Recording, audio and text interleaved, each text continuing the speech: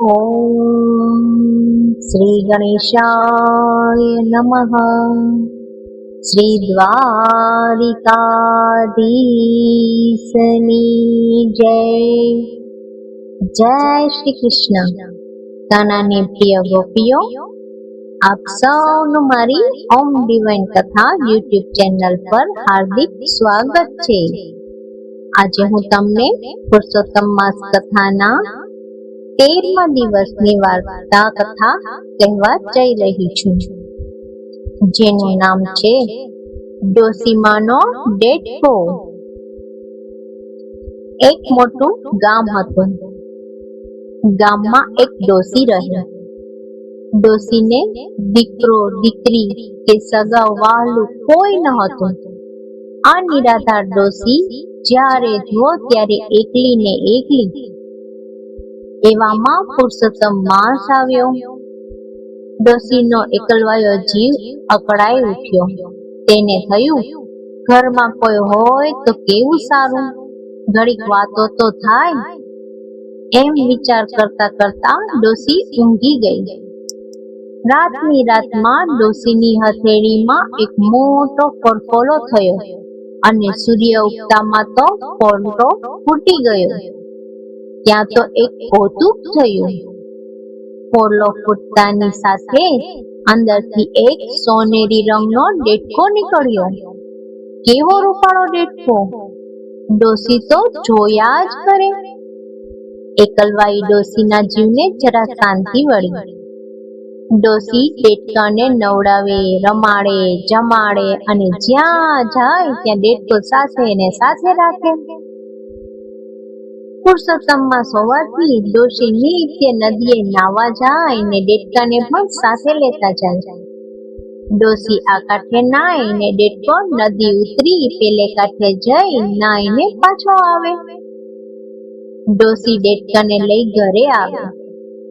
ડોસી ડેટકાને સાથે રાખે એટલે સૌ એમને ડેટકાવાળા ડોસી તરીકે ઓળખે. અહીંના રાજાનો મહેલ નદીના કાંઠે જ હતો. એક દિવસ રાજકુંવરી ઝરૂખામાં બેસીને દાતણ કરતી હતી.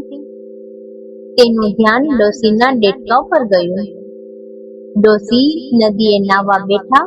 ડેટકો કૂદીને પાણીમાં પડ્યો અને તરતો સામે કાંઠે ગયો. રાજકુંવરી આ બધું જોતી હતી.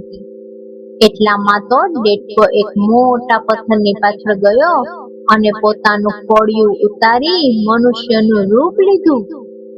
નદીમાં નાય ધોઈ પછી ફરીથી પાછું ડેટકાનું કોળિયું પહેરી તરતો ડોસીમા પાસે ગયો.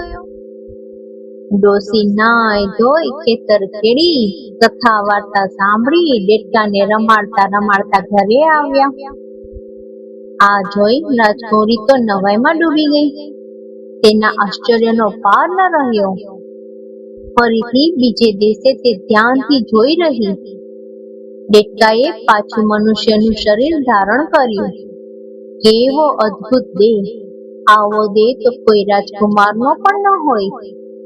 રાજકુંવરીને મનમાં વિચાર્યું કે ચોક્કસ આ કોઈ દેવાંશી દેહ છે. તેથી તેણે રાણીને વાત કરી, બા મારે લગ્ન કરવું છે. હા બેટી, તારા માટે તારા પિતાજી કોઈ સુંદર રાજકુમારની શોધમાં જાય છે. રાણીએ કહ્યું, ના બા, મારે તો પેલી ડેટકાવાળી ડોસીના ડેટકા સાથે જ પરણવું છે. કુંવરીએ કહ્યું. આ વાત સાંભળી રાણીને ચિંતા થઈ. રાજા રાણીએ કુંવરીને ખૂબ સમજાવી, પણ કુંવરી એકની બે ન થઈ અને તેણે ઉપવાસ આદર્યો. કુંવરી કહે, મને ડેટકા સાથે નહીં પરણાવો તો હું મારા દેહનો અંત આણીશ. છેવટે રાજા રાણીએ સંદેશો મોકલ્યો કે મારી કુંવરીને તમારા ડેટકા સાથે પરણવું છે તો જાન લઈને રાજમહેલે આવો. ડોસી કહે, આ શું કહો છો? મારો ડેટકો ક્યાં ને તમારી કુંવરી ક્યાં? મારી ઝૂંપડી ક્યાં ને તમારો રાજમહેલ ક્યાં? અને હું પૈસા ક્યાંથી લાવું? રાજાએ લગ્ન કરવા માટે ડોશીને જોઈએ તેટલું ધન આપ્યું. ડોશી તો ધામધૂમથી દેડકાને પરણાવવા નીકળી. દેડકા સાથે રાજકુંવરીના લગ્ન થઈ ગયા. રાજકુંવરી પરણીને ડોશીની ઝૂંપડીએ આવી.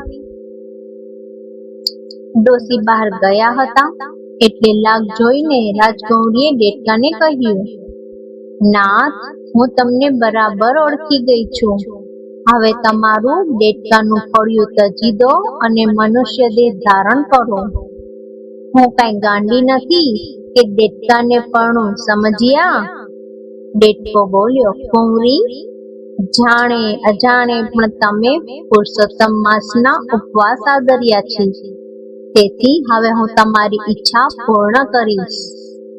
જો તમારા મા બાપ એક યજ્ઞ કરે તો હું તે વેળા મનુષ્ય રૂપે તમારો સ્વીકાર કરું. ત્યાં તો કુંવરીએ રાજાને બધી વાત કરી. રાજાએ યજ્ઞ આરંભ્યો. રાજકુંવરી અને દેડકો પણ ત્યાં હતા. યજ્ઞની પૂર્ણાહુતિ થઈ ત્યાં તો દેડકાએ પોતાનું ફળિયું તજી દીધું અને તેમાંથી સાક્ષાત ભગવાન પૂર્ણ પુરુષોત્તમ રૂપે પ્રગટ થયા અને કુંવરીને વર્યા. આકાશમાંથી પુષ્પવૃષ્ટિ થઈ અને દેવ દંડુભી વાગ્યા. બધા ભગવાન પુરુષોત્તમ રાયનો જય બોલી ઉઠ્યા. ડોશીના આનંદનો પાર ન રહ્યો. અંતે ડોશી, રાજકુમાર અને કુંવરી બધા સ્વર્ગમાં ગયા. બોલીએ પૂર્ણ પુરુષોત્તમ ભગવાનની જય. હે પ્રભુ શ્રી કૃષ્ણ, આ પવિત્ર પુરુષોત્તમ માસમાં ભક્તિ, શ્રદ્ધા અને સારા કર્મ કરવાની અમને બધાને શક્તિ આપજો. જે કોઈ આ કથા શ્રદ્ધાથી સાંભળે કે કરે તેમના તમામ દુઃખ દૂર થાય અને તેમના જીવનમાં સુખ શાંતિ આવે. જો તમને આવી આધ્યાત્મિક કથાઓ ગમતી હોય તો વિડીયોને લાઈક કરો, મારી ચેનલને સબસ્ક્રાઇબ કરી તમારા સાથ અને બ્લેસિંગ્સ આપતા રહેજો. અને આ કથાને તમારા પરિવાર અને મિત્રો સાથે શેર કરવાનું ભૂલશો નહીં. તો ફરી મળીએ એક નવી ભક્તિપૂર્ણ કથા સાથે. જય શ્રી કૃષ્ણ. રાધે રાધે.